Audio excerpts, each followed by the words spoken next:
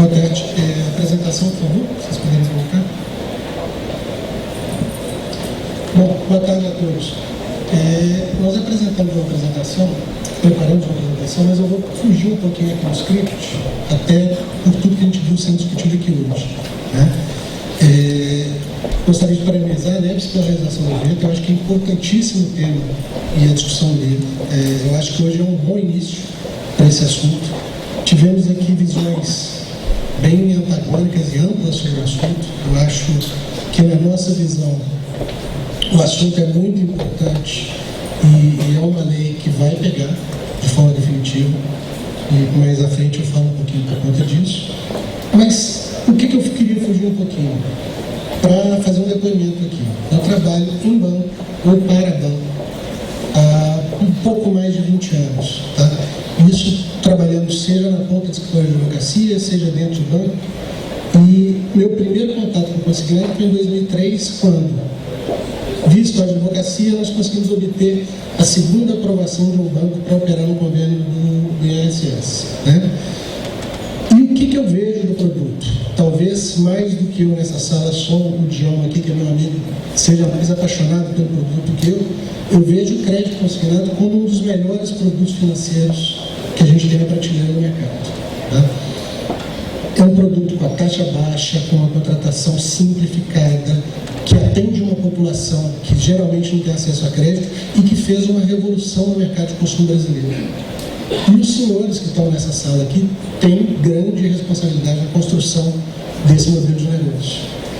Só que a gente está num momento, e ao longo da apresentação a gente vai falar sobre isso, em que o consignado tem sido objeto de algumas observações, seja do regulador, seja do próprio judiciário, seja do Ministério Público, do PROCON, que está aqui muito bem representado, e eu garanto que isso não é por conta da grande maioria, de toda a maioria que está nessa sala, mas de algumas poucas pessoas que fazem uma oferta inadequada e acabam ofendendo o produto. Né? Como meu avô já dizia, é um porco magro que suja a água.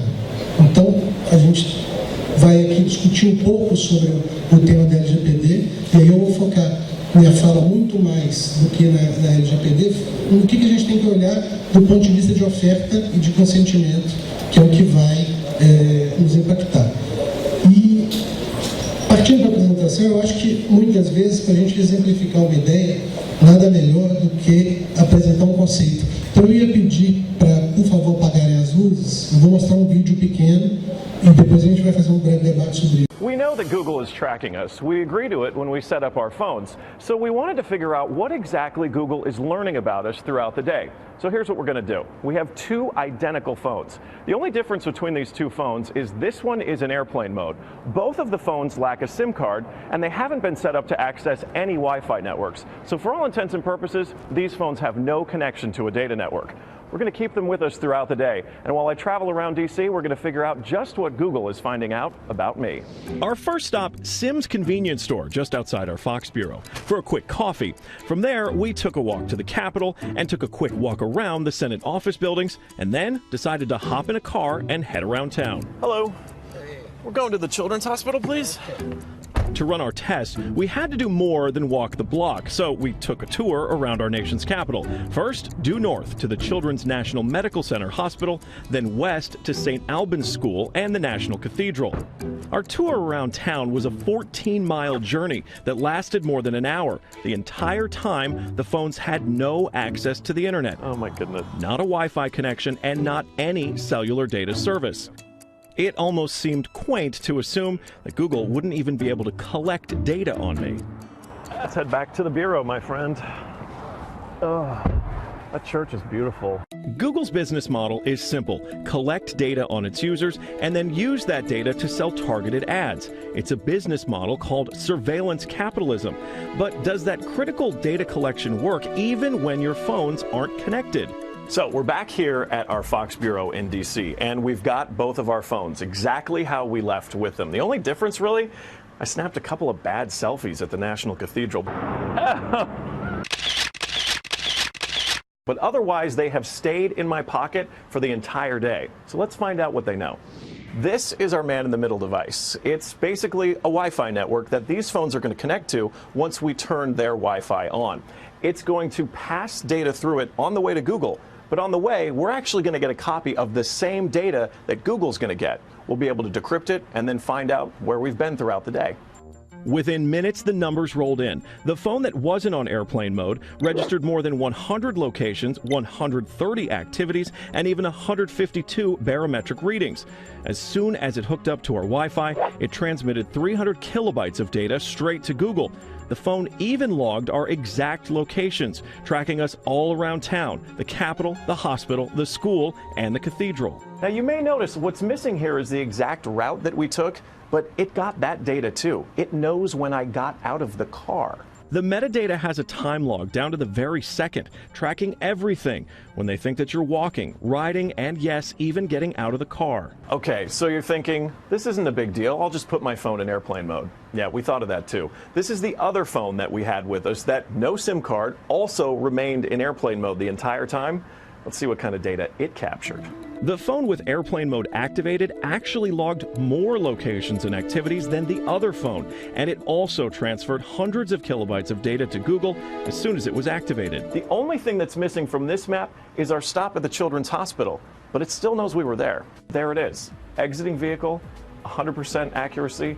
Through complicated user agreements and free software, Google gets users to sign away their privacy for nothing. They're even following you in the places that most people would expect total privacy: government buildings, a children's hospital, a private school, a church. Every move you make, every step you take, Google is watching you.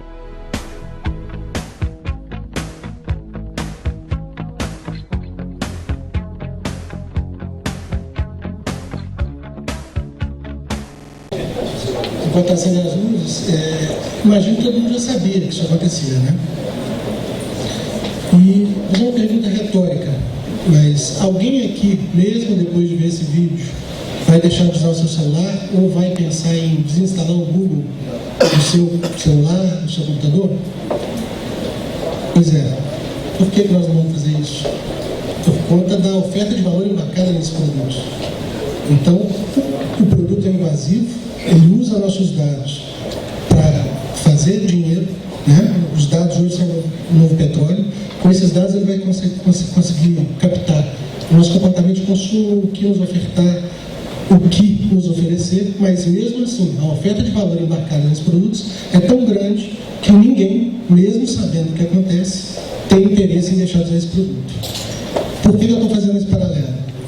Porque no nosso produto também, nós temos que conseguir criar esse valor e essa oferta de valor embarcada antes que aconteça o que nós já temos tendo sinais com a IN 100, com a própria artigo 124F da medida 871, com a publicação da lei que aconteceu no Espírito Santo, salvo engano, na segunda-feira, proibindo a oferta de consignado naquele estado. Ou nós transformamos a oferta e a concessão desse produto de uma forma que isso gere valor para o consumidor, ou nós vamos ser regulados de outra forma, né? Falando sobre a LGPD especificamente, ela é a primeira regulamentação brasileira que trata de proteção de dados de uma forma mais ampla. A gente já tinha outros marcos legais anteriores, mas agora a gente vem com uma legislação dentro da LGPD, que é a Lei de Proteção Europeia. Não vou me alongar aqui, porque isso já foi muito bem explicado hoje. Vem para organizar o mercado, como é que a gente vai tratar dados e como tratar os dados desses clientes. E a preocupação agora, principal, que eu gostaria de ressaltar nesse ponto, é quanto ao consentimento, tá? A gente vai ter uma ou outra visão, mas na minha visão, na nossa visão enquanto setor, o consentimento do consumidor é fundamental para a concessão de crédito, para tratamento de dados, para análise desses dados. Todo o baseline e todo o processo que está sendo construído pela Federação de Bancos e pelo sistema financeiro vai envolver inicialmente e obrigatoriamente a concessão de uma autorização para a utilização de dados, tá? Aqui, nessa apresentação que eu costumo fazer, temos 12 principais pontos. E aqui eu vou, por conta do tempo, me alongar só em 3. Primeiro, falar sobre o escopo, tá?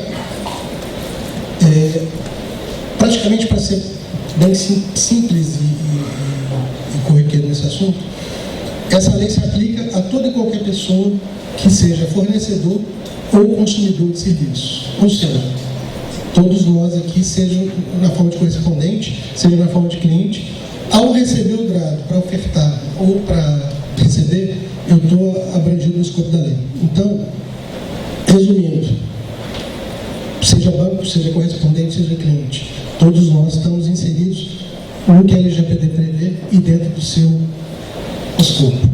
O segundo ponto, que eu já me antecipei na fala, é sobre a autorização. O consentimento é uma das 10 formas de autorização para tratamento de dados e, na nossa visão, para toda e qualquer contratação, ou realização de operação, ou simulação, ou qualquer atividade que seja vinculada à concessão de crédito, nós vamos ter que passar obrigatoriamente por uma autorização do cliente. Tá? Temos vários outros pontos, mas um que eu queria falar um pouco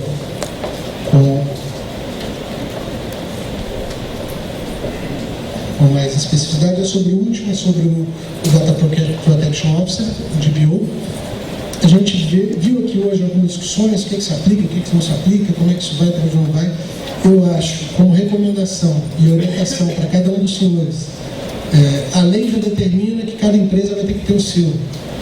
E essa empresa, essa pessoa que vai ser o encarregado de dados da empresa, que vai ser o responsável por cuidar de toda a sistemática de criação de política, observância da política, código de conduta e tudo vinculado à legislação, é fundamental para todos nós. Assim, do ponto de vista de bancos, eu acho que hoje quase todos já elegeram o seu, já fizeram as assembleias, já estão alterando os estatutos sociais para criar essa figura dentro do próprio estatuto social das empresas.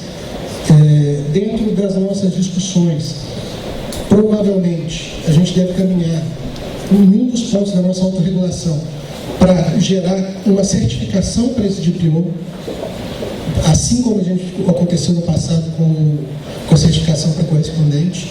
Então, um grande passo e um passo importante para todos é pensar nessa figura e pensar em como fortalecer e empoderar essa pessoa dentro da empresa para poder criar uma cultura de tratamento de dados, para poder ter alguém ali de forma apartada, pensando em como fazer e o que fazer. Tá?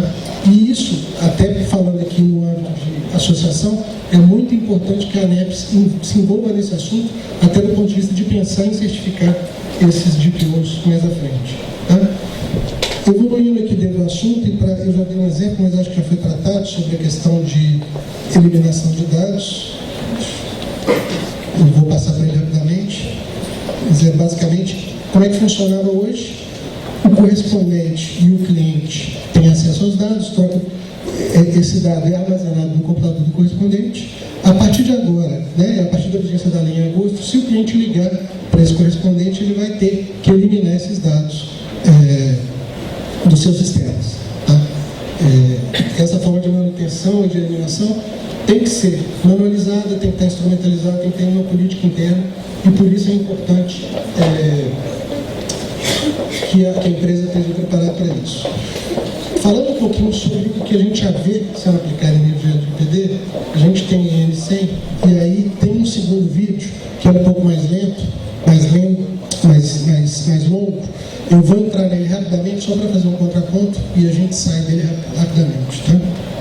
A pessoa passa a vida toda planejando uma aposentadoria tranquila, mas quando chega a hora de aproveitar, acaba virando alvo de oportunistas que põem esse projeto em risco. Uma rede de agentes financeiros inferniza a vida de aposentados, oferecendo empréstimos fáceis que acabam virando uma bola de neve de problemas. Mas é possível evitar esse tormento. Veja agora na reportagem da Mônica Marques e do José de Arimateia. Dá pra ver quando os passos vêm do passado, um pouco inseguros, meio fora do ritmo em volta.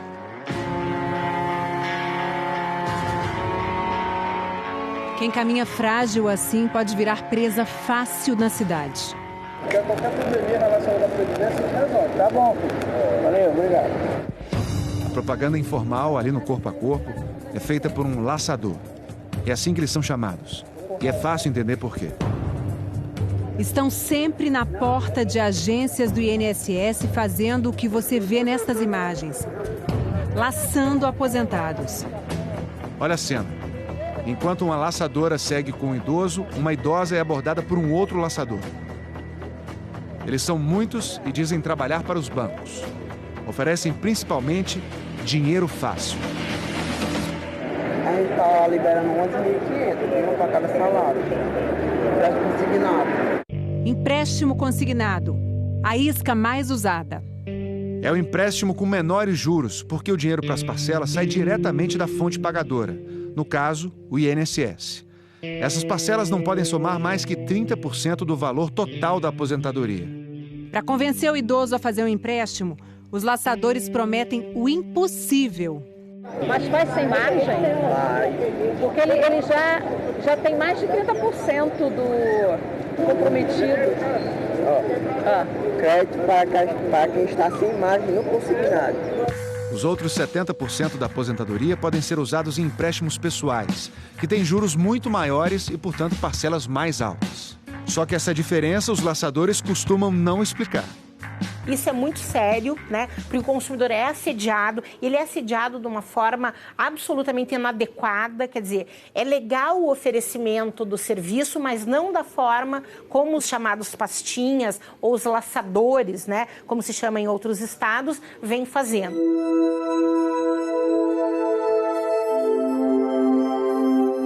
Todo aposentado sabe o trabalho que dá. No fim de anos de contribuição, ainda tem uma longa espera pelo processo administrativo que autoriza o recebimento do benefício.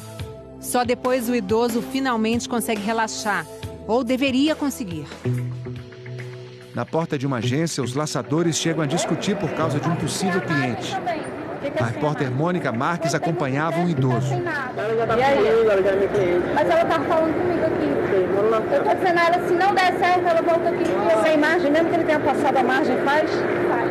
Comigo faz. E não adianta fugir que o assédio chega em casa. Alô? Oi, direito, Mário Sérgio? Pois não? Oi, Mário, tudo bem com o senhor, meu querido? Tudo bem. Ah, que bom. O Mário Sérgio acabou de se aposentar. Recebeu a notificação nesta sexta-feira. A reportagem tinha ido à casa dele na terça e os telefonistas já trabalhavam com essa informação. Sobre o que seria? Em relação ao valor que feito por ele, você ser beneficiário do INSS. O dia inteiro isso. São 10 horas da manhã, terceiro já que eu recebo. Bom dia, Sérgio? É ele. Eu já pedi para tirar o meu telefone do sistema. Eles querem vencer a gente pelo cansaço. Ele está cansado de dizer que não quer o empréstimo. É o que eu falo para eles. No atual momento, nenhum interesse. Que me alegra, né, gente? A gente vê o seguinte, uma reportagem dessa, todo mundo deve ter percebido, boa parte do que se falava ali, o produto que estava sendo ofertado não era consignado, era outro produto, de outro concorrente, que é de outro mercado, não vou falar quem que é, aquele que tem um cachorrinho, mas que estava ali ofertando. Só que acaba o seguinte, a gente acaba tendo uma imagem do produto que muitas vezes não pega o melhor e vai só pelo ponto negativo da história ou pelo ponto do que é errado. Então, o que a gente precisa fazer? Né? Vamos pegar a IN100 como motivo. O que motivou a IN100? Era justamente o que estava acontecendo com aquele senhor. A pessoa ia, entrava com o processo de aposentadoria. Antes da carta do INSS chegar, a pessoa começava a receber ligações. E começava a receber daquele jeito. O senhor chega a falar nessa reportagem que ele estava recebendo de 27 a 30 ligações por dia antes mesmo de receber a carta. Né? O problema está onde? O problema está na oferta? Não sei, desde que bem feito talvez não. Estava no vazamento de dados, estava na forma que será tratado, mas a forma de corrigir, qual foi? Bloqueada a realização de oferta nos primeiros 90 dias, ou melhor, aqui está até errado, não são nem dos 90, são os primeiros 180. E a partir do dia 91, o beneficiário, o aposentado, se ele quiser, e ele tomar a iniciativa sem oferta, ele pode passar a contratar. Né? Banco, correspondente, nós não podemos fazer autorização, não podemos fazer abordagem ativa de crédito. Isso aqui já é um primeiro ponto que é grave. A gente tem agora uma segunda espada que é um pouquinho maior, que é o artigo 124F da medida provisória 871, que está na mesa do presidente para ser sancionada. É uma emenda que foi colocada naquela medida provisória do pente fino. E vamos dizer que, caso isso seja sancionado, praticamente é equivaler a se comparar o consignado ao que era a indústria de cigarros nos anos 80. Acaba a possibilidade de se realizar qualquer tipo de marketing ou de oferta proibitivo, e aí a gente cai para a sanção em crime de ordem econômica, que pode variar de uma série de penalidades e fiscalizações, seja pelo Ministério Público, pelo próprio governo, pelo INSS, e caso, digamos que implantado dentro de algum dos artigos que estão lá na IN100, isso pode gerar uma penalidade para o banco de 45 dias de suspensão do governo. Né? Então, por uma oferta desavisada, por uma questão dessa, a gente pode ter bancos que, se vivem só desse produto ou se não tem um grupo forte por trás, podem vir a quebrar essa situação. Então, a questão da proteção de dados, ela é importantíssima e ela passa por uma correta oferta. Né? O que é que isso impacta? Na oferta. A gente tem que ter cuidado com a proteção de dados, a gente tem que ter cuidado, treinamento e formas para tratar esse dado da forma mais correta e também para oferecer para o cliente um produto específico e de forma muito clara do que ele quer. Né? Um cliente que está bem orientado, que está bem ciente do que está contratando, exemplo da história do Google e do celular, ele não vai reclamar. Ele não vai gerar questionamento sobre aquilo que foi bem explicado e foi entregue dentro da expectativa dele. Né? E lembrando que a partir da IN100 consulta a base de dados da DataPrev só com autorização. Tá? Todos os bancos já mandaram para vocês as formas de obtenção de autorização, seja ela digital, seja ela na forma padrão, e desde 1º de abril, para consultar o dado, e a partir do momento que a API estiver pronta, provavelmente para dia 17, daqui 5 dias, que é a promessa para a gente ter a consulta online no ar, esse consentimento tem que ser obtido de forma antecipada. Então, lembrando, só um fluxograma, nos primeiros 90 dias ele não pode receber oferta. A partir do dia 91, ele pode procurar o banco, e aí ele tem que pedir autorização para desbloqueio nas próprias agências da Previdência ou através do banco que ele procurar, e aí ele está liberado para contratar. Se ele não fizer isso, ele só está liberado para contratar a partir do dia 181, isso caso ele não tenha solicitado de forma expressa no INSS a proteção de dados e a não abordagem. Tá? Então, lembrando, nos primeiros 90 dias, telefone, WhatsApp, e-mail marketing, proibido, e a gente pode eventualmente fazer a oferta de forma para público amplo e não específico. Eu posso fazer uma oferta para o público do INSS, mas não especificamente para um consumidor específico. Partindo para o final, e aí já para falar o que pode impactar. Acho que o Djalma vai entrar um pouco mais nessa questão das multas, mas aqui eu trouxe alguns exemplos práticos do que já está tendo de implantação da GPTR na Europa. Tá? A gente trouxe alguns casos, um da Dinamarca, em que uma empresa de táxi teve uma falha de minimização de dados de clientes. Ela pagou os nomes, mas manteve esses dados em algumas bases de lista de telefones. Essa empresa foi multada, se eu não me engano, em 80 mil euros. Era uma cooperativa de bairro de táxi. Depois, na Itália, a gente teve um evento em que, nesse caso específico, que era um operador. Tá? Existia uma empresa, como se fosse um banco, que contratou uma plataforma, que era uma operadora, para fazer captação de dados de clientes, e essa operadora não deu a devida segurança para esses dados. Essa operadora foi multada em 500 mil euros, se eu não me engano. Tá? Depois, a gente tem uma empresa de Big Data que teve vazamento e não fez a comunicação da forma devida. Essa já teve uma multa na casa de 1 milhão de euros. E na Áustria, a gente tem um caso mais relevante, que uma empresa de apostas tinha um sistema de câmera para filmar a calçada e não obteve autorização daquelas pessoas que estavam sendo filmadas. Tá? Essa empresa de apostas recebeu uma multa de 20 milhões de euros. E, para finalizar, e antes de passar para o João, é só para trazer um dado que é uma pesquisa da Serasa da semana passada, que mostra que hoje 75% dos brasileiros não fazem nem a menor ideia do que se trata a Lei de Proteção Geral de Dados. Mas isso, ao mesmo tempo que assusta, também mostra o que pode acontecer.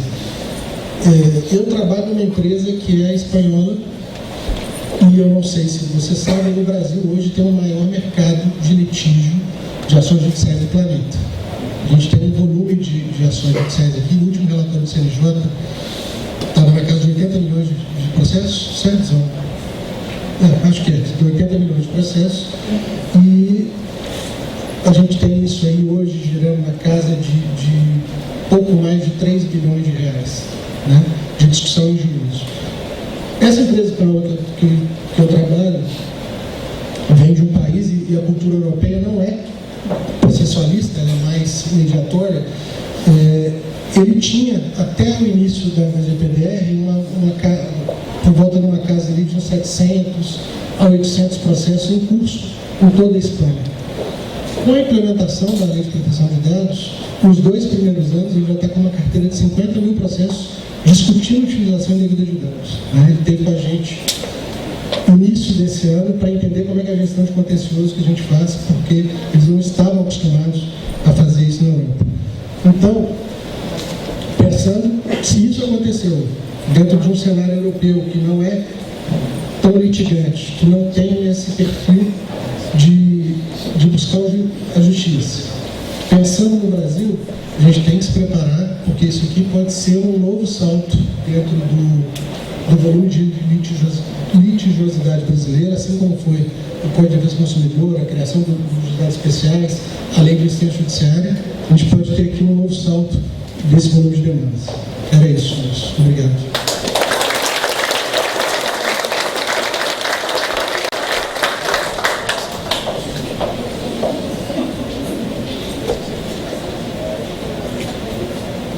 Boa tarde a todos. Boa tarde, desanimados, né? Vocês estão preocupados? Estão reflexivos?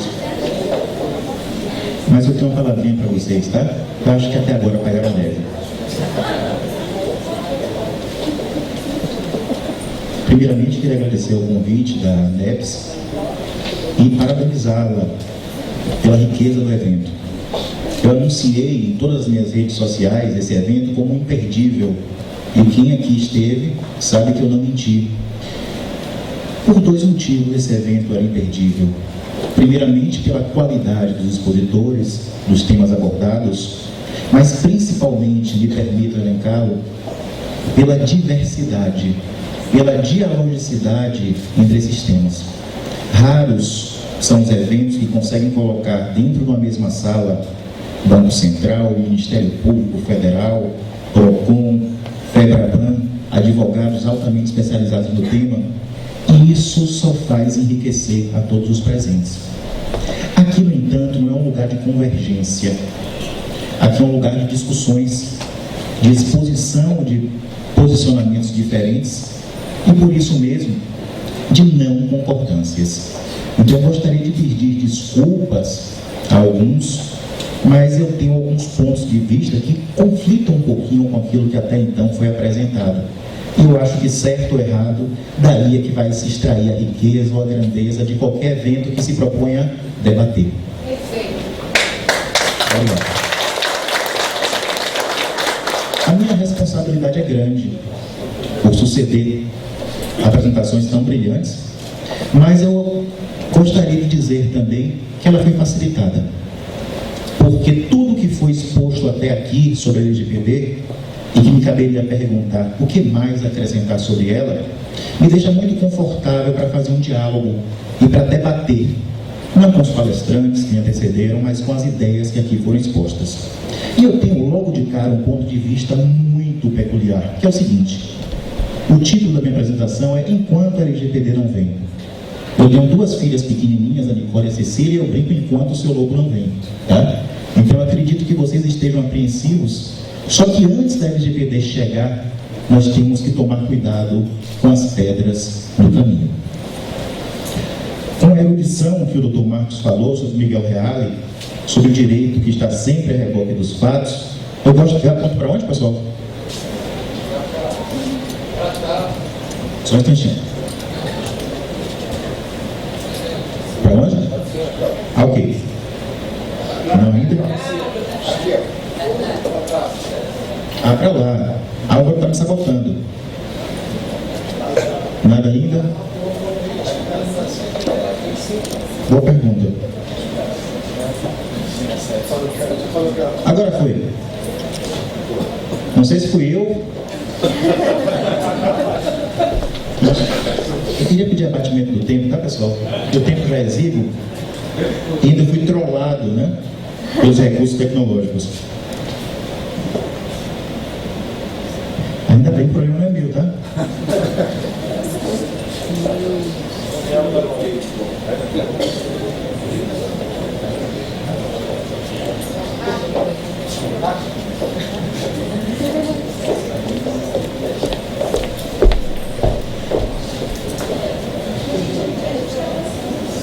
Nós vamos conversar enquanto o seu lobo não vem, tá? Enquanto o apontador não chega, eu gostaria de fazer algumas considerações. A lei, é bem verdade, ela está sempre a reboque dos fatos. Vocês podem passar manualmente? Eu faço um sinal, vocês passam, talvez isso facilite, tá ok? Então vamos para o próximo slide. Ótimo, muito obrigado. Uau, é um carro moderno, não é?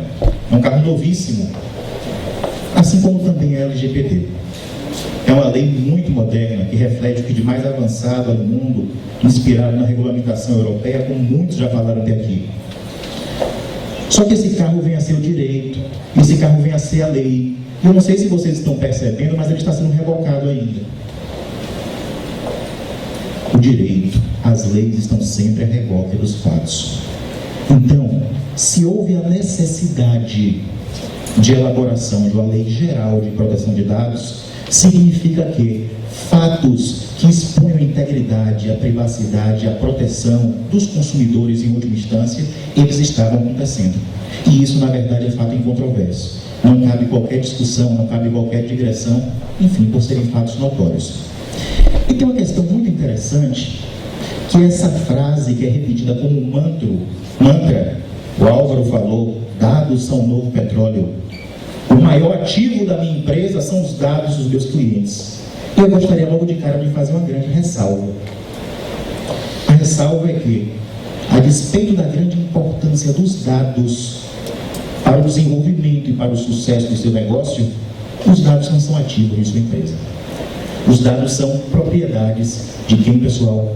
Do titular. Que nos permite, que consente que de maneira episódica e com a finalidade específica, nós os utilizemos. Porém, nem por isso existe uma transferência. Por isso, os dados não são da minha empresa. Os dados não são um ativo meu. E os dados são um ativo, sim, do meu consumidor. E que, por isso, eles precisam ser respeitados. Logo de cara, essa premissa é muito importante. Pessoal, hoje, no início das apresentações, nós falamos sobre a farmácia. E eu dou um prêmio para quem descobriu o que é que essa bela atendente está perguntando ao cliente. O senhor já tem cadastro conosco? E por que será que eu tenho que fazer esse cadastro para ganhar aquele pequeno desconto? São coisas realmente absurdas, são perguntas sem pertinência, sem propósito que são feitas. Ano passado, eu me recordo, não foi comigo, mas um colega de bancada, fazendo um cadastro, perguntaram qual é o time que o senhor torce. Eu achei isso absurdo, no ano passado. Hoje, com o meu time na última colocação da Série B do campeonato, tá? Eu acredito que eu mereço desconto, sim, para analgésicos, tá? Porque isso me dá dor de cabeça. Mas nós temos que atentar ao seguinte, pessoal. São vários outros princípios, mas o tratamento de dados pessoais, ele se submete a alguns dos quais são principais para o objetivo do nosso fórum. Finalidade, adequação e necessidade. Os dados que eu estou coletando, recrutando, eles são necessários? Eles são adequados para a finalidade que eles se prendem? Se a resposta for não, o tratamento não é adequado. Certo? Então, tenha em mente, citaram realmente um exemplo, a pessoa que é cor dos olhos, não foi? Cor dos olhos do cliente, pelo amor de Deus, para conceder um empréstimo. O que é que isso vai beneficiar? É absolutamente nada. Mas, entrando diretamente no ponto, eu gostaria de dizer que eu adorei essa imagem. O que é isso? É uma luneta. Nós estamos de olho na LGPD. Já me desculpe, mas eu acho que você está maluco. Como nós vamos utilizar uma luneta para olhar a LGPD, que vai entrar em vigor em agosto do próximo ano, 2020, se ela já bate as portas? Todos os palestrantes que antecederam falaram que agora não é hora. Talvez a gente já tenha perdido o time. Nós temos que correr atrás do prejuízo para estarmos compliant até agosto de 2020. E você me vem com essa, Djalma, você me vem com a luneta. Eu posso estar maluco, mas não apenas por isso, tá? Não por esse motivo. É pelo seguinte: enquanto nós olhamos para a LGPD, nós nos esquecemos, como eu falei, que há outros perigos iminentes, há pedras em nosso caminho que podem nos derrubar, levando toda a preocupação que nós temos com a LGPD para o ralo. Nós precisamos sim mirar agosto de 2020, mas nós temos que torcer para sobrevivermos até lá. Especificamente falando sobre o mercado do crédito consignado, quem atua realmente nesse mercado, que é um mercado que eu reputo de uma relevância social enorme, de uma relevância econômica inquestionável, e boa parte disso se deve à capilaridade dos bancos que ofertam por meio dos correspondentes bancários. Vocês sabem o nome desses dois tubarões? Qual é o nome desses dois tubarões?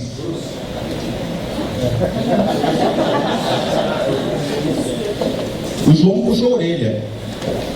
Batendo um papo com ele, ele disse: Paulo, Djalma, toma muito cuidado, porque na verdade a NP 871 não é um tubarão. Nós não somos contra a NP do pente fino. Nós não somos contra a moralização na concessão dos benefícios. Nós somos a favor, sim, do maior controle, do controle eficiente do erário, dos gastos públicos, porque em última instância quem paga essa conta, quem paga esse rumo somos nós. Mas ele me corrigiu, eu fiz questão de trazer realmente essa correção. Nós somos contra o jabuti. Eu não tenho medo de tubarão, mas eu me pelo de medo de jabuti, tá? Jabuti, na linguagem jurídica, são aqueles enxertos que se colocam no curso da medida provisória que nada tem a ver com seu sentido original, certo? Jabuti por quê? Porque jabuti não sobe em árvore, né? Então alguém coloca ele lá em cima. Jabuti não nada também, tá, pessoal? A propósito. O jabuti é terrestre, mas colocar ele no fundo do mar e ele está até mordendo o tubarão, de tão à vontade que ele está. Então, pessoal, é muito importante que a gente saiba que até a LGPD chegar, até agosto de 2020, nós precisamos nos preocupar bastante em sobreviver a esses dois tubarões ou a esse jabuti. E é interessante, nas reuniões da BBC, um detalhe interessante, tá? Apesar de ser consultor da Associação Brasileira de Bancos, aqui eu não falo em nome do sistema. Aqui eu compartilho realmente os meus posicionamentos, as minhas impressões, críticas, ao longo de mais de 15 anos atuando no crédito consignado. Mas, enfim, por ser consultor, eu participo das reuniões, e na reunião de novembro, a gente fez uma brincadeira. Se você tivesse uma lâmpada mágica, o que você faria? Eu pediria mais prazo para me adequar à LGPD. Na reunião de janeiro, aí veio a IN100, e o segundo pedido foi esse. Eis que, após a nossa última reunião, eu estava comentando que levei as minhas filhas para assistir o filme Aladdin. Falei: ótimo, olha aquela nossa lâmpada mágica. E aí eles disseram: eu gasto todos os meus 3 desejos para afastar realmente esse jabuti. Pessoal, liberdade de escolha. Uma coisa interessante que o Álvaro falou, com a pertinência, com o brilhantismo que ele é peculiar, é que mesmo diante de situações que conflitam com a privacidade, com aquilo que se estima ou que se entende razoável na política de dados, Ninguém vai extrair, vai deletar o Google do celular por conta do valor agregado. Escolher significa transitar entre portas que não somente nos levarão a lugares bons, bonitos, saudáveis, mas ainda a possibilidade de escolher uma porta vermelha é uma afirmação da minha autodeterminação. É uma afirmação do meu poder de escolha. E eu gostaria de enfatizar que a própria LGPD, ela traz no artigo 2º alguns fundamentos. A disciplina da proteção de dados pessoais tem como fundamentos, no inciso 2, autodeterminação informativa. 3, liberdade de expressão de informação. 6, livre iniciativa, livre concorrência, defesa do consumidor. E eu vou voltar apenas fazendo a ênfase. Meus colegas, meus amigos, o que significa autodeterminação informativa? Significa me autogerir. Significa ter o poder de exercer na plenitude, haja vista que eu sou um sujeito consciente, maior e vacinado, as minhas escolhas, inclusive relativas ao mercado de crédito. Autodeterminação informativa significa que eu deva ter o meu discernimento respeitado para fazer escolhas boas, eventualmente ruins, mas na sua plenitude, sem que haja a interferência danosa à minha vontade, principalmente quando ela me for prejudicial. E ao contrário disso, ao que parece, para não dizer com certeza absoluta, as novas legislações sobre o tema parecem fazer o consumidor de marionete. Eles pensam que o consumidor não tem a autodeterminação e nem o poder de escolha daquilo que eles vão fazer. Eles não têm um julgamento adequado do que é bom e do que é mal. E olha que questão interessante. Apenas passando de maneira muito rápida, até porque outras pessoas já comentaram, o Álvaro também fez uma ênfase, nós tínhamos o parágrafo 3º do artigo 1º da IN 28, que foi acrescido pela IN 100, essa questão de proibição do marketing ativo, da publicidade direcionada, antes do decurso de 180 dias. Um detalhe interessante, muitos falam do absurdo que é esse parágrafo 3º do artigo 1º da IN 28, mas poucos se atentam ao maior absurdo ainda, e principalmente para a atividade correspondente bancário, que está presente no parágrafo 4º, que é a tipificação do desrespeito a esse parágrafo 3º, ou seja, a abordagem, a prospecção comercial antes do decurso de 180 dias, como assédio comercial. Eu enfatizo, como assédio. O que é assediar? Já que algo falou no Google, consultem. Um livre dicionário. O que é assediar? É constranger, é cercar, é tolher a liberdade, é insistir, é ser inconveniente. Só que a lei não fala isso. Qualquer abordagem já pode ser tipificada como assédio, uma palavra forte e que criminaliza uma atividade do agente de crédito e que é permitida pela Constituição. Ela rende tributos à livre iniciativa e ao próprio desenvolvimento econômico e social do país. Perfeito. Muito obrigado. Então, dizer que isto é assédio, você está, na verdade, tentando desempregar milhares de pessoas que, ao exercitar de maneira correta e consciente o seu mistério, também acabam proporcionando uma melhoria de qualidade de vida para o cidadão brasileiro. E aqui entramos realmente no jabutis. Vou traçar algumas considerações muito importantes, tá? Primeiro, eu não entendo por que tanta celeuma em relação ao 124R. Me desculpem, vocês já tiveram a oportunidade de analisar, certo? Mas eu não entendo por que tanta celeuma. Primeiro, a minha leitura, talvez jocosa, talvez de quem conheça realmente o produto a fundo e já esteja calejado com esse jabutis, seja pura e simplesmente de que é vedado o vazamento de dados. Pura e simplesmente. Se nós somos contra o vazamento de dados, se insurgir contra uma questão dessa natureza, me desculpem, mas pode significar um tiro no pé. Pessoal, eu fiquei muito assustado com a forma como as coisas são noticiadas. E principalmente num fórum específico como esses, me preocupou realmente um fluxo operacional da abordagem do cliente. Como posso ter equivocado, mas eu acredito que, como tenha sido exposto anteriormente, acredito que, salvo um grande lapso realmente da minha parte, foi dito que consignante. Ou seja, o titular do convênio, o INSS, vamos restringir o INSS, estados e municípios, repassavam base de seus empregados lato sensu, de seus segurados lato sensu, para os bancos, a fim de que estes fizessem uma prospecção comercial. Alto lá. A se repetir e proliferar um posicionamento desses, nós estamos dando corda para nos enfocar. Me desculpem, a situação que já é difícil fica indefensável. Afirmar que isto ocorre, e eu não sei efetivamente se isto ocorre, por isso, na verdade, eu estou muito surpreso, significa que faz parte desse fluxo operacional o vazamento de dados, que é algo que nunca se foi permitido e que jamais, sob o prisma de proteção e defesa do consumidor, isso deve ser admitido. Certo? Então, logo de cara, para mim, esse artigo, ele é irrelevante. Este outro, sim, ele tem uma importância fundamental, porque ele impede que haja a prospecção ativa, o marketing ativo. Um agravante muito maior, aquele já contido no parágrafo 3º do artigo 1º da IN 28, por quê? Porque ele prolonga ad eterno esta proibição. Enquanto já era gravosa a proibição do marketing ativo, da prospecção comercial, durante um testício de 180 dias, e aqui vale a pena, tá? Levantar o dedo. 180 dias após o despacho de deferimento do benefício. Sendo que eu não sei quando é o despacho de deferimento do benefício. Ou seja, eu vou contar 180 dias após uma data que não me é facultado saber. Um grande absurdo. Mas enfim, agora, até o prazo de 180 dias, ele é eliminado. Pessoal, eu falei que seria crítico.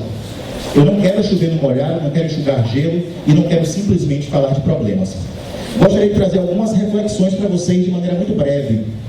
Diferentemente daquilo que se está falando em todos os meios de imprensa, artigos sendo repetidos, nós não devemos falar em artigo 124F da MP 871. Não, isto é errado.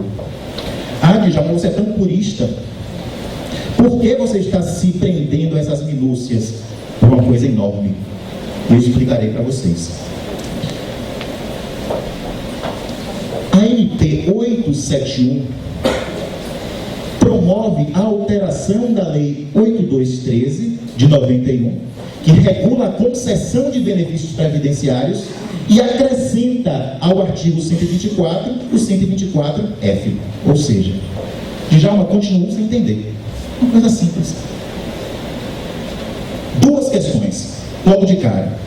A MP do pente fino, a MP de regularização dos benefícios previdenciários, trata de matéria absolutamente estranha ao propósito pelo qual ela foi proposta e aprovada.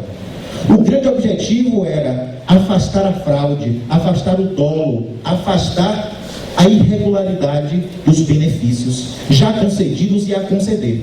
Pessoal, se eu estou falando que essa MP vai alterar a Lei 8213 de 91, que trata sobre a concessão de benefícios, é óbvio que a concessão de empréstimos consignados em nada tangencia a concessão de benefícios.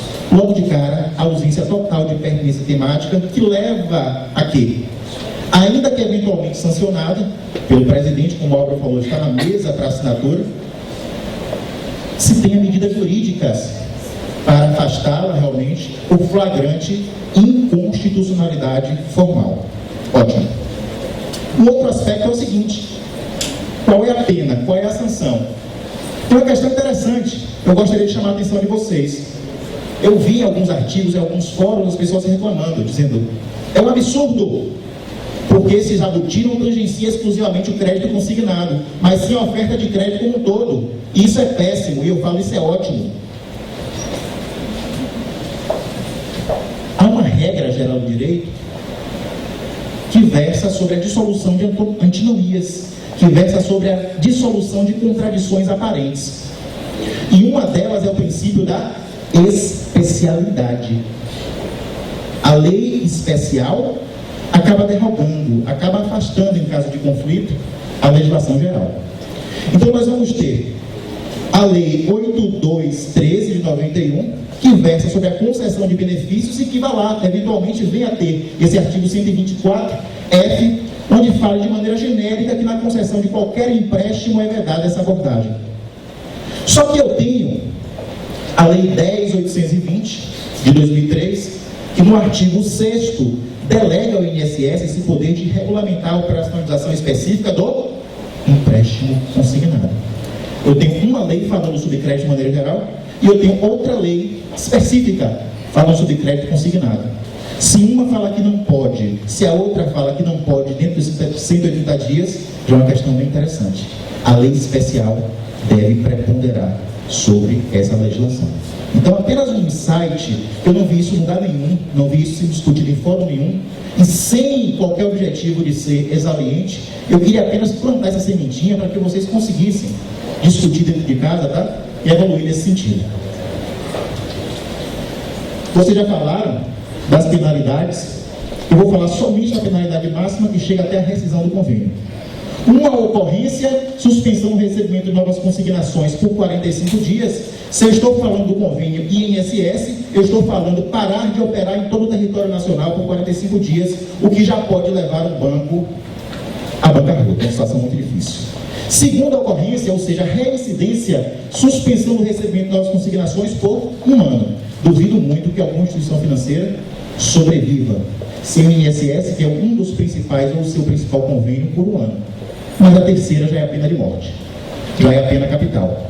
Basta uma segunda reiteração, ou seja, bastam 3 casos para que nós estejamos diante da rescisão do convênio. Djalma, é isso tudo, Djalma? Não há nada ruim que não possa ser piorado. Não é apenas a rescisão do convênio, mas como também a proibição de nova contratação pelo período de 5 anos. Ou seja, procure outra coisa para fazer. Por coincidência, as penalidades também da LGPD são previstas no artigo 52. Ou seja, se 51 é uma boa ideia, 52 nem tanto, tá, pessoal? 52 não é uma boa ideia para quem atua consignado.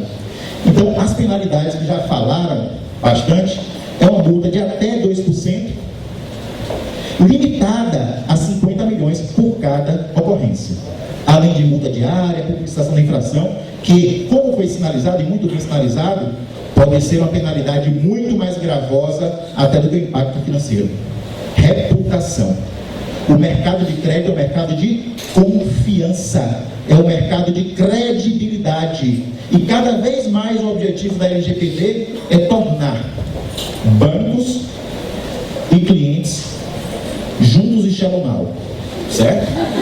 Cada vez mais aderentes, segundo a Paula Fernandes. Eu fiquei até constrangido, viu, doutor, de citar Paulo Fernandes agora. Hoje é dos namorados, né? Que bacana. Pessoal, se não é assim, ao menos deveria ser. Ao menos deveria ser. Embora a gente esteja vendo que não estão muito em love, não, né? Não estão agarradinhos. Muito pelo contrário, né? Tem um andando pelo meio fio, tá vindo um carro na contramão ali, olha. Se ele escorregar, ele é atropelado. Agora o detalhe, sabe qual é? Que eu queria falar para vocês. É que, preste atenção, que eu estou brincando de falar sério. Se ele escorregar no meio fio e for atropelado, ele leva o parceiro junto.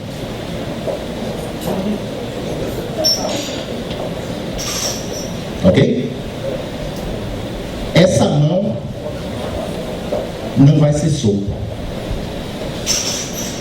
Se eu sei numa situação dessa que a minha mão está presa para sempre, eu sempre quero que o meu parceiro ande pelo melhor caminho. E não apenas no plano da expectativa do dedo cruzado, mas no sentido de ação, de fazer tudo para que numa perfeita simbiose ambos estejamos protegidos. Mas não é esse o pensamento que se tem de maneira... Infelizmente, não é esse o pensamento que se tem. Os players que não vivem sozinhos estão tentando buscar soluções acasteladas.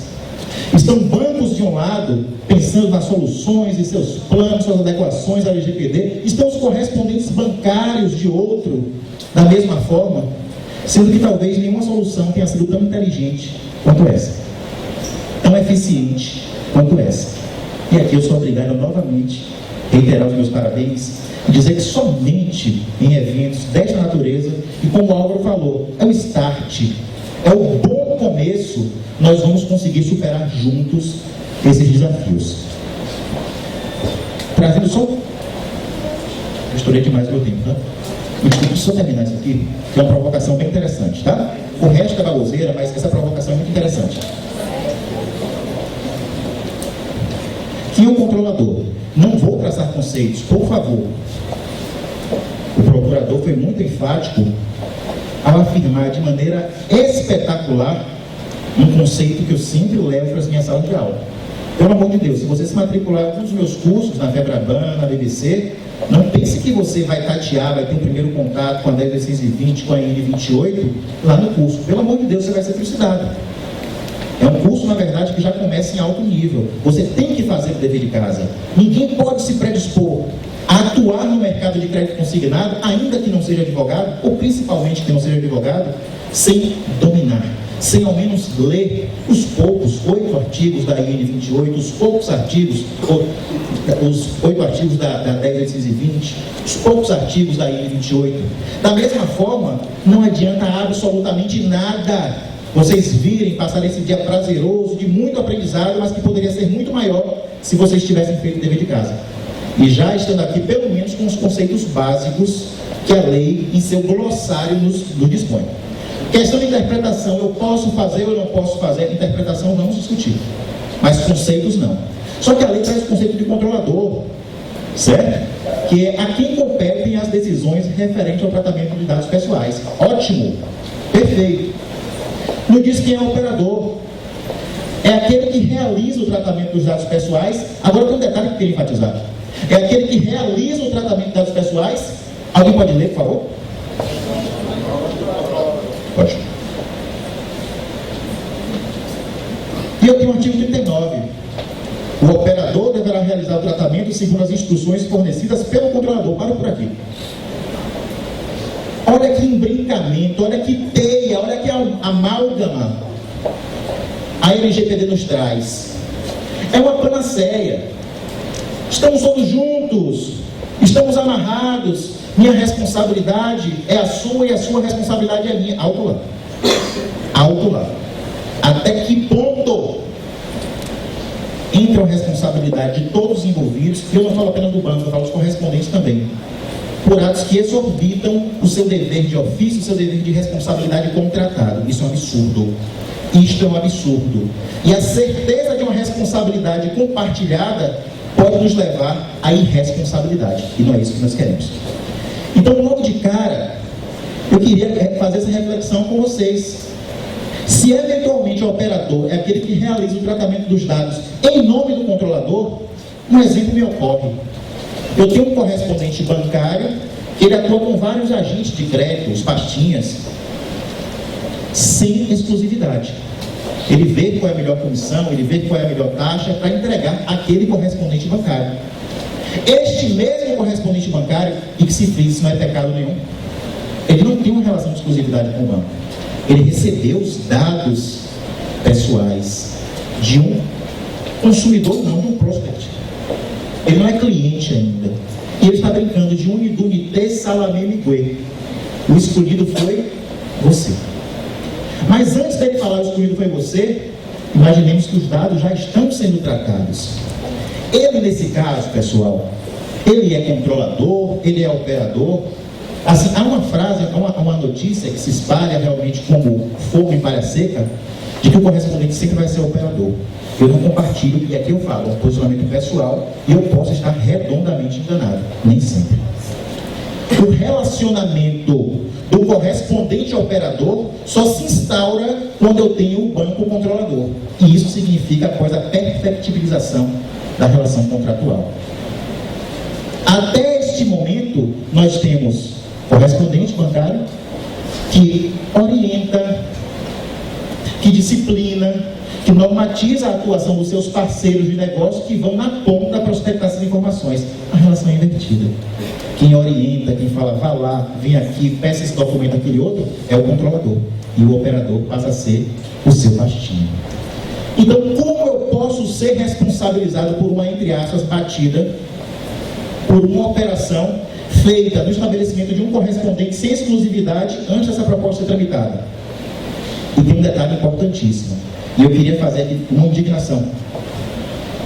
Eu percebo que existe também um movimento muito forte para a digitalização da LGPD. Quando no artigo 1º, a LGPD afirma que esta lei trata da proteção a dados pessoais, vírgula, vírgula, vírgula, inclusive no meio eletrônico. Isso significa que nós estamos preocupados com a vírgula e nós estamos nos esquecendo do físico. Então, de nada vai adiantar nós estarmos compliance, nós estamos perfeitamente harmonizados com a LGPD no que diz respeito às propostas que são tramitadas no meu sistema com criptografia assimétrica de ponta a ponta em sistemas caríssimos, se eu não tiver controle sobre a caderneta do atendente, que antes de tramitar faz uma pesca para ele. Certo, pessoal? Eu não quero aqui tratar de soluções e nem apontar realmente dedos em responsabilidades, mas eu quero trazer algumas discussões que talvez tenham passado ao largo. São tantos temas interessantes, importantes, enfim, que talvez esses figurem em menor monta. Mas lá no Nordeste, eu sou do Nordeste, né, se fala que é o graveto que derruba a panela. Nós ficamos preocupados com as grandes coisas e às vezes tropeçamos nas pedras pequenas. Confiança, essa é a palavra. E é a oportunidade. Nós vamos ter que separar o trigo do joio. Trigo do joio não são os maus dos bons. Eu não sou maniqueísta. Trigo do joio significa as boas práticas das más práticas. Nós precisamos nos reinventar, sempre com foco na confiança do consumidor. Aquele que partir na frente, e aí, independentemente da aplicação de multa, ele se perguntar como eu vou atender melhor o consumidor, ele vai nadar de braçada. Mas aquele que, ao invés de se adequar às prescrições inevitáveis da LGPD, ele ficar buscando escamotear, ele ficar buscando contornar, driblar a lei, procurando as suas brechas para não ser multado, infelizmente este não vai ter vida longa. Então a mensagem que eu tenho que passar para vocês, apesar de tudo, é uma mensagem de otimismo, é uma mensagem que, infelizmente, o mercado vai estar muito duro, muito restrito, muito fechado, mas ele vai acabar selecionando os bons dos maus. E pessoal, gostaria apenas, de dizer, agradecer a paciência, peço desculpas primeiramente, eu agradeci e tenho pedido desculpas por tomar realmente o tempo de vocês, encher o saco aí realmente, tá, com coisas que eventualmente já fossem do amplo conhecimento, e dizer que a gente apenas inicia realmente um bate-papo. Aí sim eu posso falar, enquanto chapéu de ABBC e ANEPS, estamos às ordens, vamos trocar ideias, enfim, e para qualquer interessado, tem muita gente aqui que faz parte dos meus grupos, das minhas mailings, enfim. Eu adoro conversar, adoro bater papo, vocês nem perceberam, né? Mas eu adoro conversar assim, enfim, e não deixo pergunta sem resposta. O que eu não sei eu invento, tá? Obrigado, pessoal, boa tarde a vocês. É fundamental a gente entender que uma coisa dessa, feita ou já podida, colocado por interesse não sei de quem, também tem um pouco de responsabilidade da ação, no medida em que a gente foi e deixou que nossos parceiros, colaboradores e tudo mais causassem esse drama todo mostrado pelo Alvo nas apresentações anteriores e que viesse um cara de fora que não sabe nada e bota uma norma dessa no meio. Acho que tudo que a gente aprendeu, o que está aprendendo hoje, foi muito importante, mas eu não podia deixar de fazer essa observação nesse momento, porque acho que as duas complementações foram muito boas e eu agradeço. Obrigado.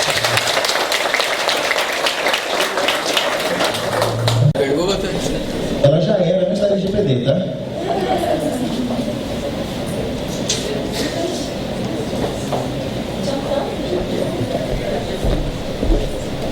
Essa é uma procuradora severa. Numa situação de atendimento numa loja, dia a dia do correspondente, num consigo nem formatar a frase. Peraí, deixa eu só me concentrar. Eu estou atendendo um cliente e ele está ali fornecendo os dados, eu estou capturando os dados e preenchendo uma proposta, né? Eu estou tendo acesso à informação, à informação pessoal dele. Aquele contrato físico, ele vai seguir por algumas mesas, algumas mãos.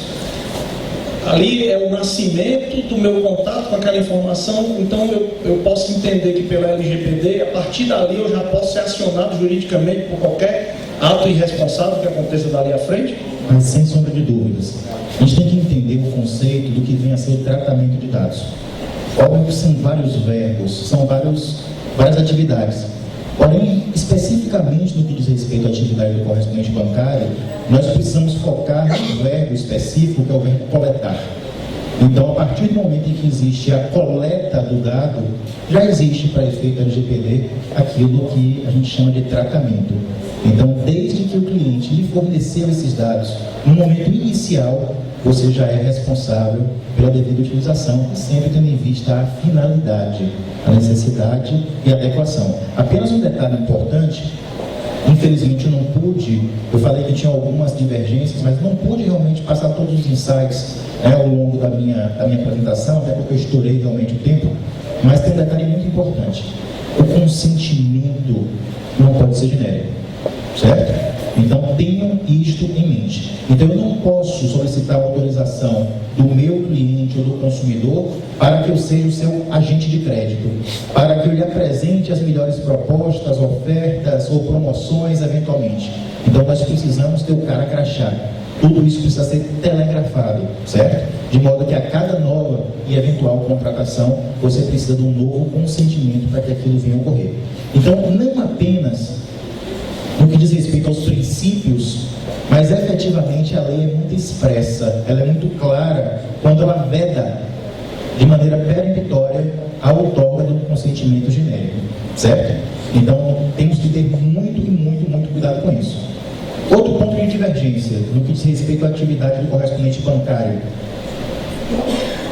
Eu falei para vocês que os dados são dos clientes, os dados são dos consumidores.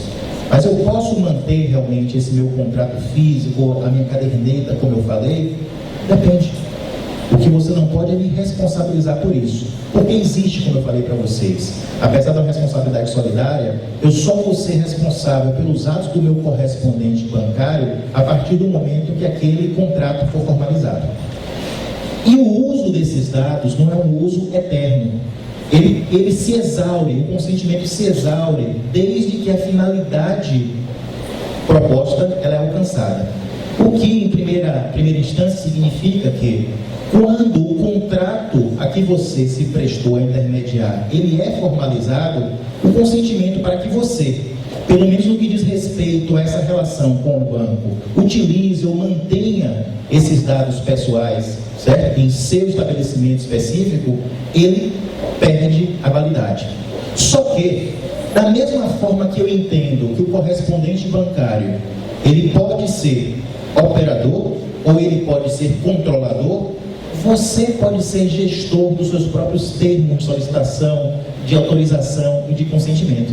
Então, na condição não de operador de instituição financeira, mas na situação autônoma de controlador desses dados, você pode solicitar uma autorização específica para aquele cliente, entendeu? Mas, desculpe por ter me alongado, é que aproveitei realmente o ensejo para passar realmente outros insights que ficaram realmente na minha mente ao longo das apresentações e agora eu tenho a oportunidade de esclarecer melhor. Mas a sua pergunta foi muito simples, tá? Sim, você é responsável sim, desde o momento da coleta dos dados.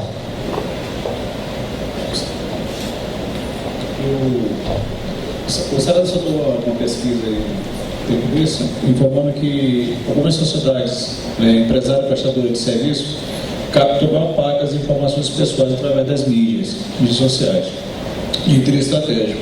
Até que ponto a LGBT coíbe a atuação dos fornecedores de serviços diante do cenário de exposição feito pelo próprio usuário de rede?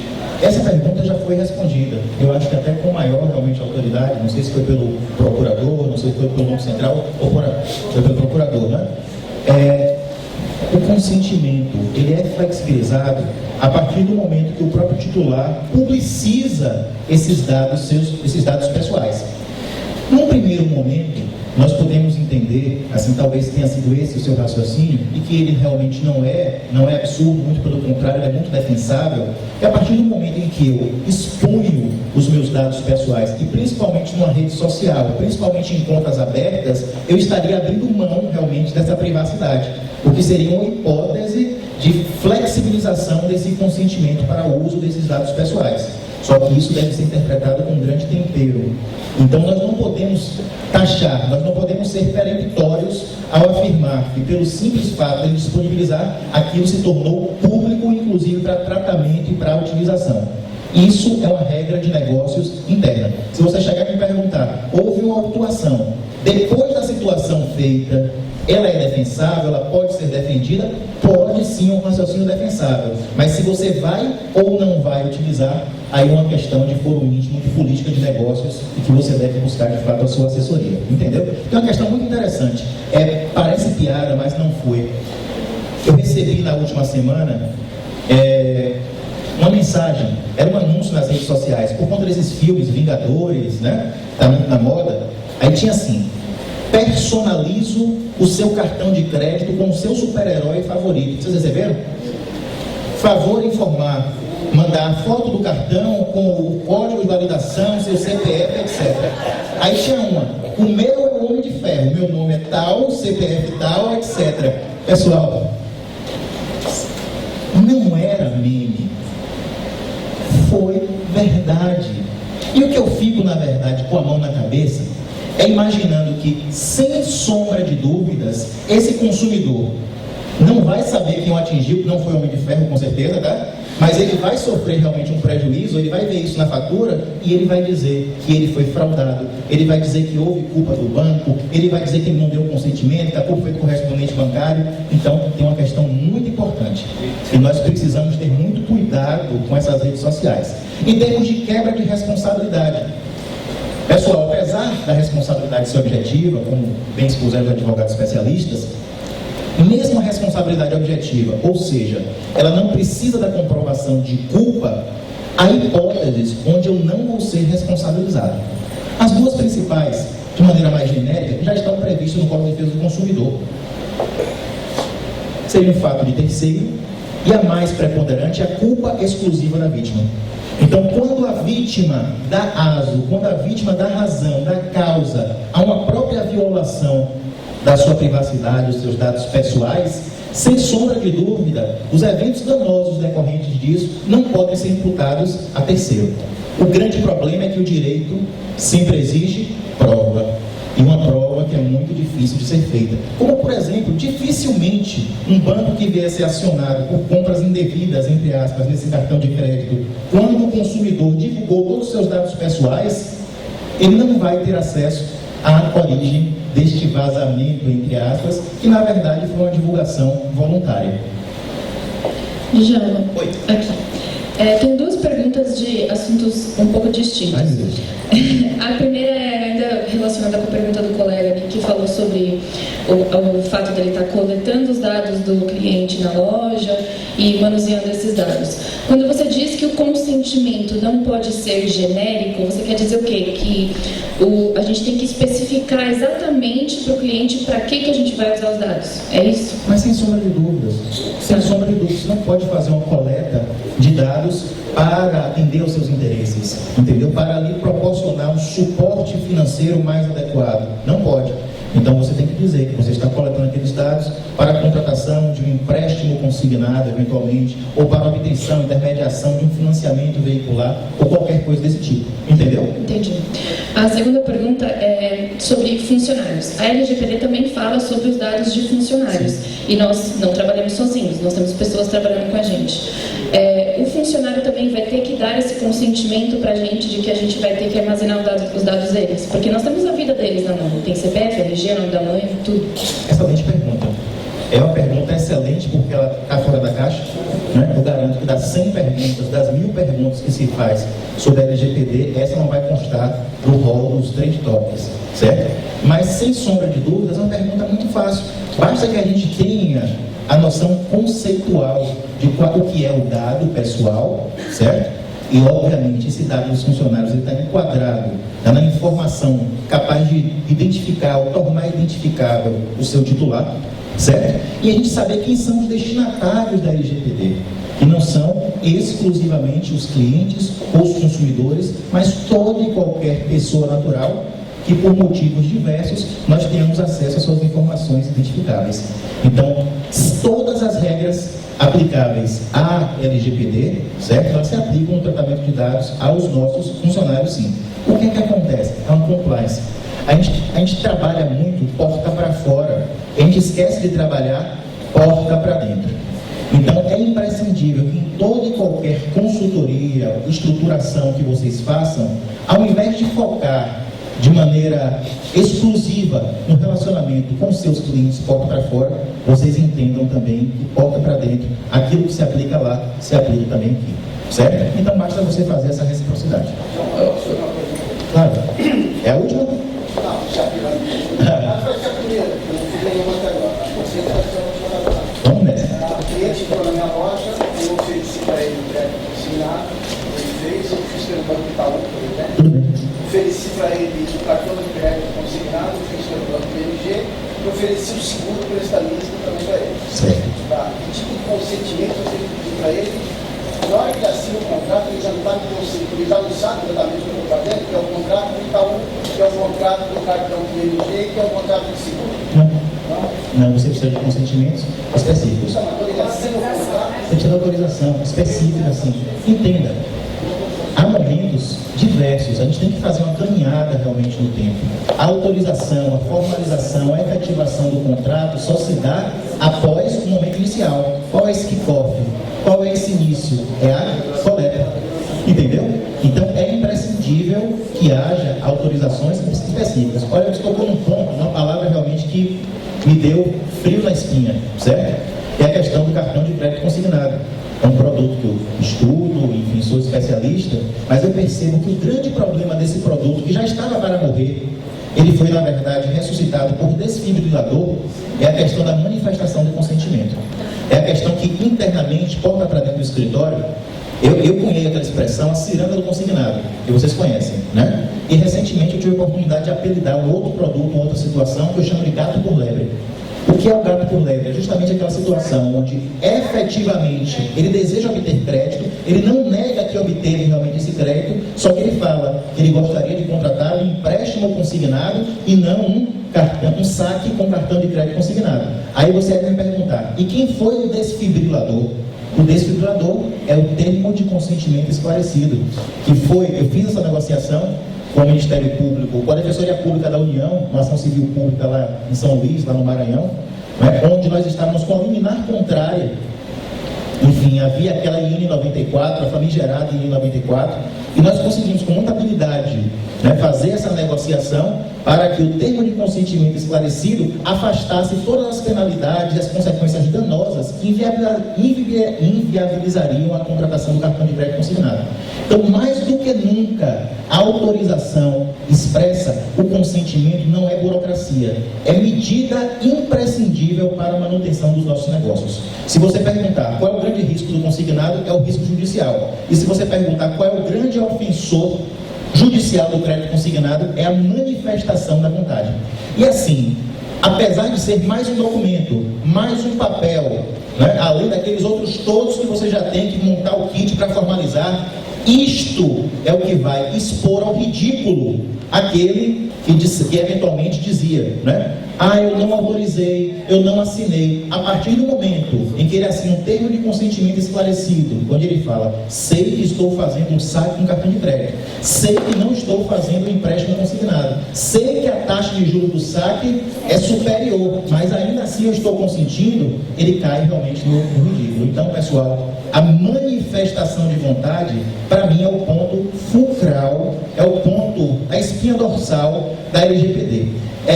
Só compartilhando uma coisa com vocês, eu acho super interessante, super válido, e realmente é a cereja do bolo, a especialização em direito eletrônico. Vamos analisar todos os eventos, vamos no Google, LGPD, a presença de grandes advogados, renomados advogados, Vocês vão fazer seu plano de contingência e estruturação da LGPD. Grandes advogados da área de direito eletrônico, grandes nomes da área do direito digital, sendo que o cerne das controvérsias e da proteção aos dados se restringe ao consentimento, à autonomia da vontade, que muitas vezes passa ao largo do mero direito digital, e ele tem a sua raiz no direito das obrigações ou no direito civil bom e velho, puro e simples. Então, entenda isso como um investimento ao seu negócio, à qualificação e ao diferencial como um profissional 5 estrelas. Agora, só mais uma coisa. Provavelmente os bancos devam criar esse consentimento padronizado. Eu imagino que eu, como uma promotora, não vou ter um consentimento que vai ser vindo do Itaú, do Bradesco. Uma coisa interessante é a seguinte, pessoal. Eu quero saber onde começa o namoro, quando é que dá match. Vocês entenderam? Assim, eu quero que vocês entendam que vocês não nasceram casados. Casaram-se, espero que sejam muito felizes e que até que a morte os separe. Mas vocês viveram uma parte das experiências de vocês isolados, cada um de um lado. E vocês, enfim, foram crescendo e se aprimorando até chegar a esse encontro perfeito. O que é que eu quero dizer com isso? De forma muito jocosa, de forma muito brincalhona. A obtenção de dados não pode ser objeto de uma regulamentação, de um regramento, de uma manualização por parte dos bancos, quando o seu relacionamento com ele só se dá no momento posterior. Imagine, você falou, o do Itaú não vai ser o mesmo do BMG, que não vai ser o mesmo do BMG, que não vai ser o mesmo do Safra e outros tantos aí. Mas o que é que acontece? Como é que eu vou fazer um formulário, uma regulamentação para obtenção de dados diante do fato que você não é um correspondente exclusivo? Entendeu? E que você pode pivotar. E que a qualquer momento você pode, por uma condição mais vantajosa, uma desavença comercial, qualquer outra razão, levar os seus dados para outra instituição. Então isso seria até um engessamento. Um detalhe, pessoal, que eu tenho estudado bastante, e eu gostaria aqui de ser porta-voz. Por favor, não matem o mensageiro. Eu sou apenas porta-voz. O grande problema dos correspondentes bancários é que, no que diz respeito à LGPD, eles estão esquecendo que, apesar de estarmos juntos, cada um precisa fazer o seu próprio dever de casa. Então, porta para dentro, você tem que ter a sua própria estruturação enquanto empresa para fazer o seu tratamento de dados. E entenda que, até com todo o respeito do mundo, irresponsável você engolir goela abaixo e passar adiante um documento só porque foi o banco que lhe entregou. Então, a autorresponsabilidade é a palavra-chave, entendeu? O banco vai lhe sugerir, sem sombra de dúvidas, até no interesse de que você já tenha aquele material pronto, aquele pacote pronto, e você processe a coleta de dados e a formalização para ele. Até porque uma autorização no formulário do Itaú, muito provavelmente vai ser impugnada ou invalidada para uma formalização de proposta junto ao Bradesco e vice-versa, tá bom? A controladora da cara feia, né? E não queira vê-la chateada. Opa! Na verdade é um gancho da colega relacionada ao funcionário. Ele que vai manusear diretamente com o cliente esses dados, ele teria com a empresa ter um contrato específico, o que ele faz dentro da empresa? São duas coisas diferentes. São duas coisas diferentes, são polos opostos. Ela perguntou pelo simples fato de ter um empregado que não manuseia nenhuma informação. Eu tenho um funcionário de serviços gerais, mas eu tenho os dados. Isso você entendeu. No segunda linha, claro que sim. Isso ficou bem claro nas exposições, principalmente da manhã, né? E é imprescindível você mapear, você identificar quem tem acesso a quê, restringir os acessos apenas à adequação, à necessidade, entendeu? Tudo isso. Então, ele não precisa lhe dar nenhuma autorização, mas dentro do seu plano de estruturação, de proteção de dados, você precisa ter dizendo que quem mexe, quem cadastra é A, B e C, e com aquelas dicas todas que foram nos passadas, inclusive, pelo amor de Deus, senha única, login único, isso aí é pedir realmente para tomar multa, né? Então, cada um no seu quadrado, você precisa identificar. Agora, uma coisa bacana é que você tenha um termo de utilização de sistemas informáticos, certo? Que é o TUSE, e um RISE, que é um regimento interno também de sistema da informação. Isso significa você dar ciência ao empregado que ele está manuseando, né, dados pessoais, dados, isso não é obrigatório, mas isso é a melhor prática, certo? E dizendo que ele é aquele token, ele é aquele login e senha, de modo que ele é efetivamente responsável não pelo que ele faz, mas por tudo que é feito com aquela procedência. Há casos de várias ações judiciais daquele funcionário do banco que foi tomar um café e deixou sua máquina logada, que foi ao banheiro, que foi atender um cliente fora e deixou realmente sua senha anotada na contracapa da agenda. LGPD na veia, né? Eu invisto milhões em sistema criptografado e o cara mete a senha na contracapa da agenda. Aí nem Jesus na causa, né? Aí realmente é complicado. Então, numa situação dessa, você tem que esclarecer dos riscos que ele pode realmente lhe causar, mas apenas para efeito de você ter uma responsabilização posterior. Neste caso, pessoal, a pessoa é sua senha, a pessoa é seu token. Então, no caso específico, foi interessante que mesmo depois de Inês já estar morta, o gerente comprovando que ele não pôde fazer aquela transferência porque ele estava no atendimento a cliente externo, ainda assim ele foi demitido por justa causa, por desídia, por descuido com informações que eram somente deles, tá bom? Então é importante. Gente, chegue do lado, diga assim: ô colega, você pode me dar sua senha? Porque eu fico constrangido toda hora a pedir autorização. É mais prático você ter... Pode, certo? Olha, meu computador está desligado, deixa eu verificar uma informação. Não pode. Então, senha é uma coisa de uso pessoal e intransferível, tá bom? Obrigado, Djalma. Eu te agradeço, tá, pessoal? Nosso